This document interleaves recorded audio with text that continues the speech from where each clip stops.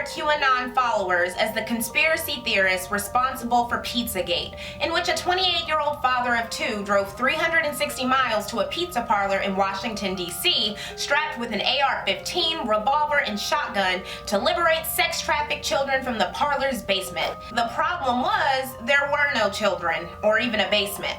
The man, Edgar Welch, had gotten his intel from QAnon postings that made false allegations using Hillary Clinton's leaked emails. The original Q posted to 4chan in 2017, purporting themselves to be a government insider, exposing an international system of deep state politicians and celebrities controlling everything from banks to politics to sex trafficking rings. Among the thousands and counting of followers, there are three main beliefs about who Q is. Some believe he is a single individual, popular lore saying that it's Donald Trump working from inside to expose the corrupt conspiracy.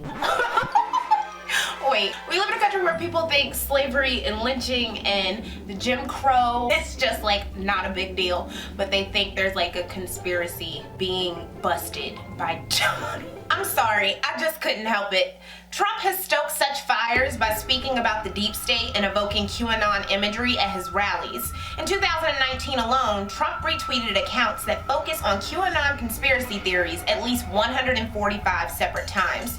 The second theory among QAnon adherents is that there was an original Q who has been replaced, and the last major theory is that Q is a collective of people with access to the various Q accounts across multiple message boards. Users know it's the original Q because they use a special sequence of characters, aka a trip code, to verify that he or she or they is the real deal.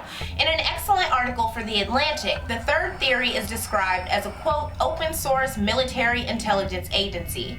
Even though the conspiracy theories are batshit crazy and make heroes out of the actual classists and corrupt rapists like Donald Trump, the theories include elements of apocalyptic scenarios put forth in the Book of Revelations. The group can and will survive even after Trump because there are different ideological factions within the conspiracy. Many QAnon followers are highly religious, and when you mix in their racist, misogynistic, and populist sentiments, QAnon's theories that there is a deep state shadow government overseeing the end of the world, it's no wonder the movement is growing. Many QAnon conspiracies downplay the seriousness of COVID-19 or make out actual allies like Dr. Anthony Fauci into villains. The Justice Department had to increase security measures for Fauci because of the growing threats against him. The FBI is considering QAnon a terrorist threat, thanks to multiple QAnon events including Pizzagate.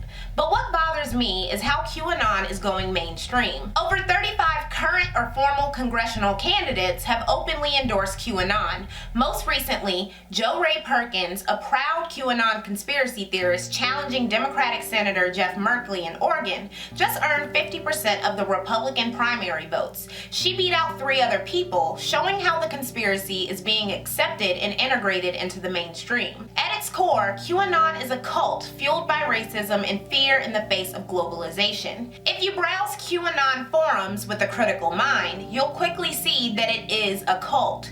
Cults always start off crazy, but they can always become normalized or even a religion. In 1831, a Baptist preacher named William Miller predicted that the second coming of Christ was imminent. He gave a date of October 22nd, 1844. His followers, known as Millerites, sat and waited like fools. These followers, years down the line, became Seventh-day Adventists, a religion that has over 20 million followers worldwide. As misinformation continues to wreak havoc on the internet, along with racist and populist sentiments, it's not far-fetched to believe that QAnon could continue spilling over into the mainstream, with more politician endorsement. As Adrienne LaFrance wrote for The Atlantic, does it matter the basic aspects of Q's teachings can't be confirmed? The basic tenets of Christianity can't be confirmed.